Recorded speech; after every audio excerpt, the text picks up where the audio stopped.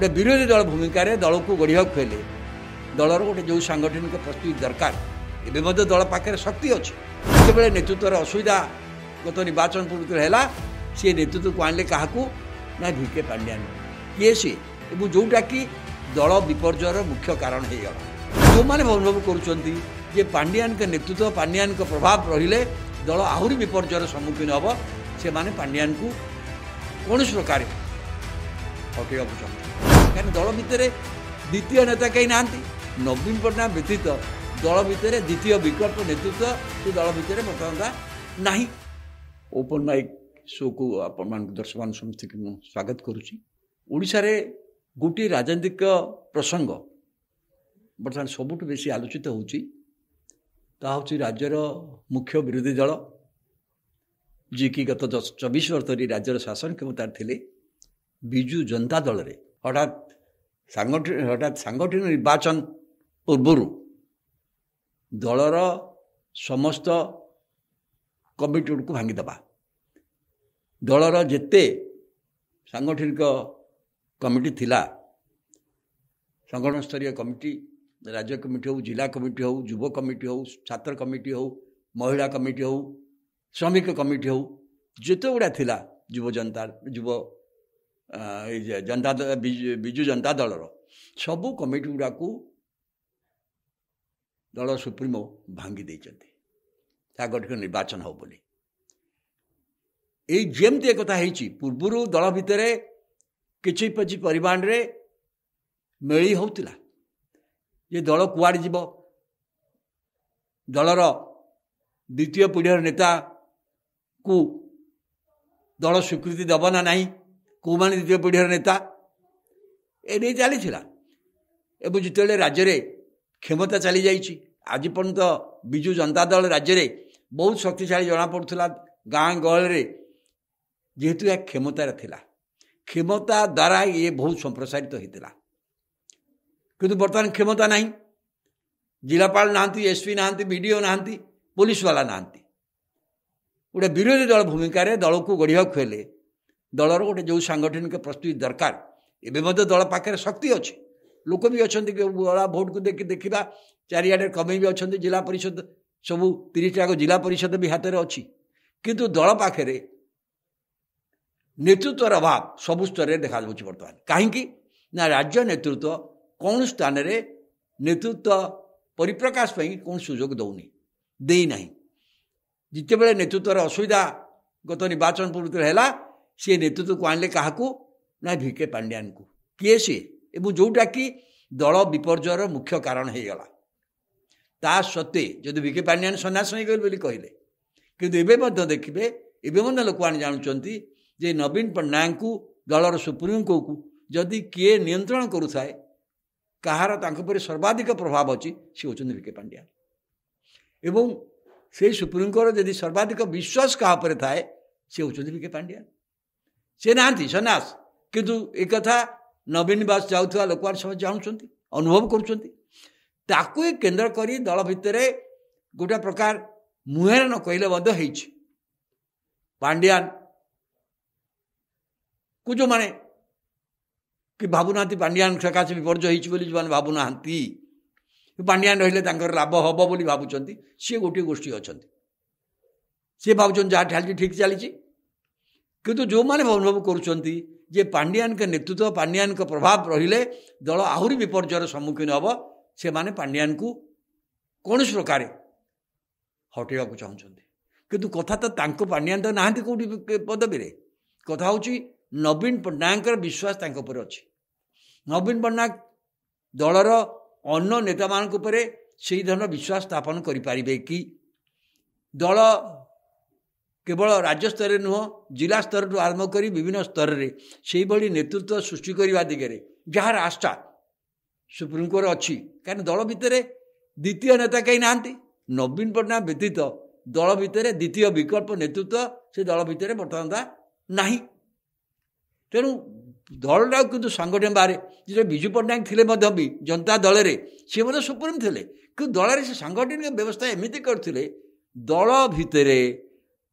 1 डर्जन ऊर्ध्व नेता एपरी सृष्टि होते जो मान को राज्य स्तरीय नेता कहुपर से राज्य स्तर काम करुले अशोक दास आरम्भ कर विजय महातो नहीं नलिन महातो आरम्भ कर बहुत लंग लिस्ट आप देखिए तालिका बाहर करेंगे इवन श्रीकांत नारायण बहुत किंतु नवीन पट्टनायक शासन काल में यही व्यवस्था को लुप कर दलर पॉलिटिकल अफेयर्स कमिटी की भांगीदे सेक्रेटरी जनरल पोस्ट को आबलिश करदे क्या कौन करुँच जना ना किंतु क्रमान्वये सी असुविधा तक बयस बयस शारीरिक असुस्थता निश्चित भाव आसी से स्तर में दल में जदि विकल्प नेतृत्व चारिआडे सृष्टि नहे मुझे जहाँ कहली ब्लॉक टू जिला ठू आरंभ कर राज्य स्तर पर्यंत सबू क्षेत्र में सबू फ्रंट रे ताल दल केमती रहिबो केवल सेतिक नुहे दलर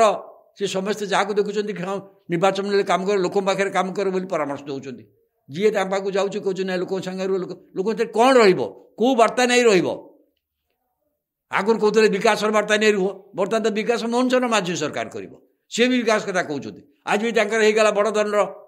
से जहाँ मेक इन इंडिया करते सी तो आज उत्कर्ष समिट बड़ धरण इन्वेस्टमेंट समिट भी होगा अन्य से जो विकास कला से कहते से विकास कथा को आहरी ना बदल कि आहरी भिन्न भाव में कहते अधिका पैसा भी दौरान ताल आपड़ केमती कहे से विकास कथा आप कौन कहे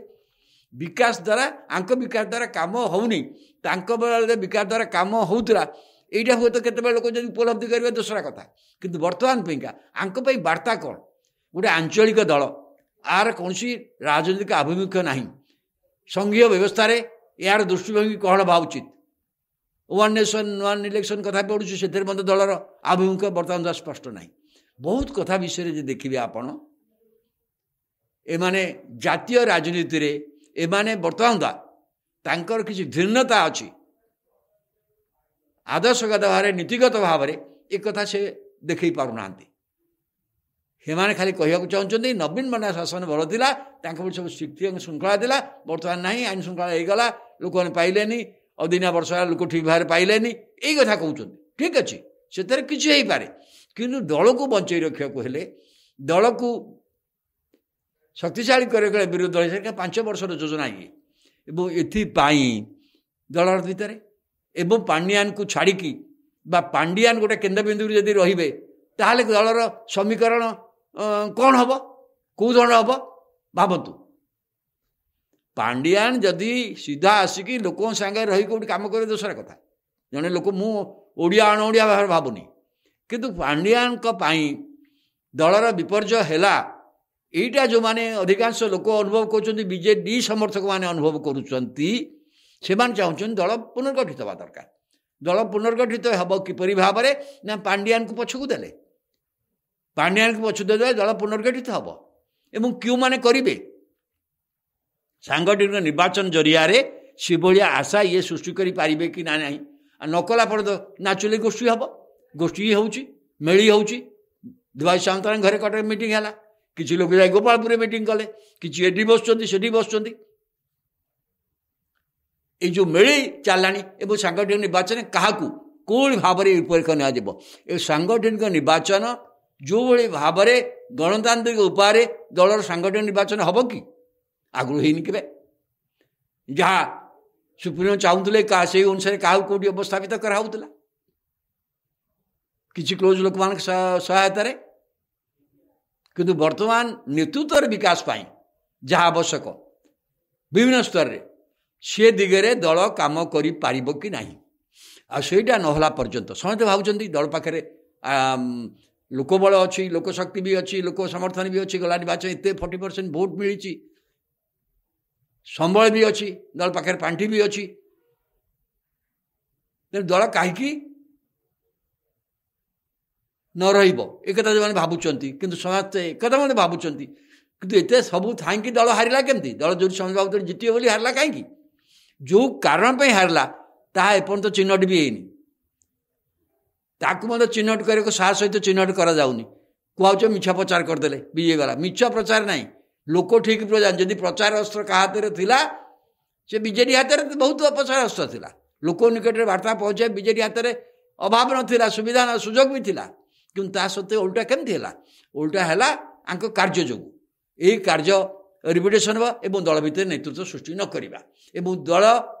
सुप्रीमो केवल जड़े व्यक्ति जी कि यही ମାଟିର ନୁହନ୍ତି, ଏଇ ଦଳର ଲୋକ ନୁହନ୍ତି, ଏଇ ଦଳ ସହିତ କୌଣସି ସ୍ତରରେ ସେ କାମ କରିନାହାନ୍ତି।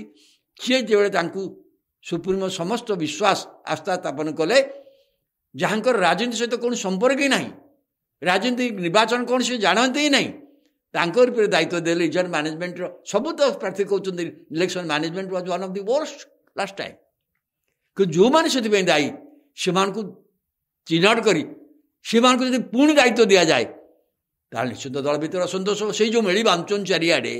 ଖାଲି ଗୋଟେ ଜାଗାରେ ହେନି, ସବୁ ଜାଗାରେ ହେବ। ଏବଂ ସାଂଗଠନିକ ରୂପରେ କ'ଣ ହେଉଛି ତାପରେ ବହୁତ କଥା ନିର୍ଭର କରିବ। ବହୁ ଜାଗାରେ ହେବ, ବହୁ ଜିଲ୍ଲାରେ ହେବ।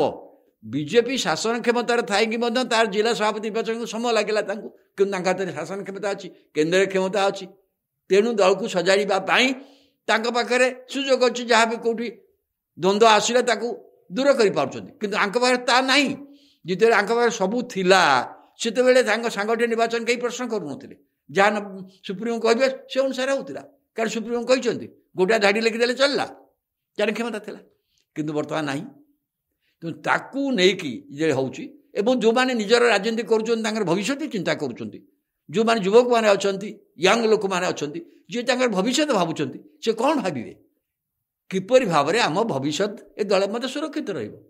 କେଉଁ ବାଟରେ ରହିବ, ସେ ବାଟ କରାଯାଉଛି। ସେଇ ବାଟ କରିବା ପାଇଁ ମେଳି ବାନ୍ଧୁଛନ୍ତି। ଆଉ ମେଳି ବାନ୍ଧିବା ପ୍ରକ୍ରିୟାଟା ବଢ଼ି ବଢ଼ିଯିବ, ନବୀନ ପଟ୍ଟନାୟକ ଯେତେ ଚେଷ୍ଟା କଲେ ମଧ୍ୟ। ତେଣୁ ମୁଁ ଭାବୁଛି ଏ ଗୋଟେ ସମୟ ଆସିଗଲାଣି। ଦଳର ପୁରୁଖା ନେତାମାନଙ୍କୁ ଏପରି ମଧ୍ୟ କୁହାଯାଉଛି, କାହିଁକି ଦଳ ଯେଉଁମାନେ ଦଳରୁ ଚାଲି ଯାଇକି ଯେଉଁମାନଙ୍କୁ ଧୀରେ ଧୀରେ ଅପସାରଣ କରି ବିଜେଡ଼ିକୁ ସେ ଭାବୁଛନ୍ତି ସମ୍ପୂର୍ଣ୍ଣ ଚାଲିନେ, ମୋର କେହି ପ୍ରତିଦ୍ୱନ୍ଦ୍ୱୀ ନାହାନ୍ତି, ମୁଁ ନିରଙ୍କୁଶ ଭାବରେ ବିଜେଡ଼ି ଚଲେଇଥିଲେ, ସେଇଟାରେ ବର୍ତ୍ତମାନ ସେ ମନୋଭାବରେ ବର୍ତ୍ତମାନ ପରିବର୍ତ୍ତନ ଦରକାର। ତାଙ୍କର ବି ସମୟ ହେଇଗଲାଣି, ମାନେ ବୟସ ଦୃଷ୍ଟିରୁ। ତେଣୁ ଯେଉଁମାନଙ୍କୁ ପୁରୁଣାମାନଙ୍କୁ ସେ ବାହାର କରିଦେଇଥିଲେ, ଯେଉଁମାନଙ୍କୁ ଦଳରୁ ଅଲଗା କରିଦେଇଥିଲେ, ତାଙ୍କୁ ଆଣିବେ କି? ଏ ଦିଗରେ ତ କିଛି କଲ୍ ଦେବେ, ସେ କଥା କିଛି କରୁନାହାନ୍ତି। ନକଲା ପର୍ଯ୍ୟନ୍ତ ସମସ୍ତେ ଭାବୁଛନ୍ତି ସେଇ ସର୍ବଶେଷରେ ସେଇ ପାଣ୍ଡିଆନଙ୍କ ଉପରେ ଏଇ ଦଳର ଭବିଷ୍ୟତ ବୋଧେ ନିର୍ଭର କରିବ। ସେଇଟା ହେଇପାରିବନି। ଯଦି ତା ହୁଏ ତାହେଲେ ଏ ଦଳର ଭବିଷ୍ୟତ ବିବରଣ ହେଇଯିବ। ଏ କଥାକୁ ଦଳର ଯେଉଁମାନେ ବୁଝୁଛନ୍ତି ସେମାନେ କିଛି ନା କିଛି କଥା କହିବେ। ଏ ଦଳର ଶକ୍ତି ଅଛି, ସମର୍ଥନ ବି ଅଛି, ସମ୍ବଳ ବି ଅଛି, ଲୋକମାନଙ୍କ ଆଶା ବି ଅଛି, ଲୋକମାନଙ୍କ ଭରସା ବି ଅଛି। କାରଣ ବିଜୁ ପଟ୍ଟନାୟକ ନାମରେ ନାମିତ ଦଳ, କିନ୍ତୁ ସେଇ ଅନୁସାରେ ଦଳ ବର୍ତ୍ତମାନ ବିରୋଧୀ ଭୂମିକାରେ କାମ କରିପାରୁନାହିଁ। ତାର କାରଣ ଏଇ ସାଂଗଠନିକ ଦୁର୍ବଳତା। ତାକୁ ଦୂର କରିପାରିବ କି? ଏଇଟା ଗୋଟେ ବଡ଼ ଚ୍ୟାଲେଞ୍ଜ ନବୀନ ପଟ୍ଟନାୟକଙ୍କ ନିକଟରେ।